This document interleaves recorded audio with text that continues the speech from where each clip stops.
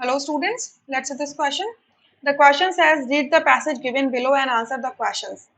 The concentration ratio, that is ratio of the product of the concentration of product to that of the reactant, is known as concentration quotient and is denoted by concentration quotient Q, which is equals to concentration of C multiply concentration of D divided by concentration of A multiply concentration of B.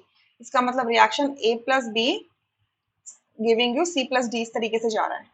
It may be noted that Q becomes equal to equilibrium constant K when the reaction is at equilibrium state. Thus at equilibrium Q is equals to K.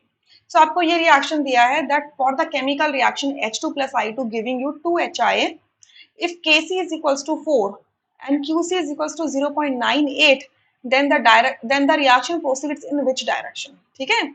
सो आपको question में क्या दिखा है कि Kc equilibrium constant in terms of concentration, molar concentration कितनी value दी है इसकी 4 और Qc की वैल्यू कितनी दी है 0.98. सो हम इन दोनों को रिलेट कर सकते हैं. अगर आपका Qc स्मॉलर होता है Kc से तो इस केस में रिएक्शन कहाँ जाती है? Reaction moves in the forward direction. Reaction moves in the forward direction. देखो QC क्या है आपका, अभी Q यहाँ पर बताया ना.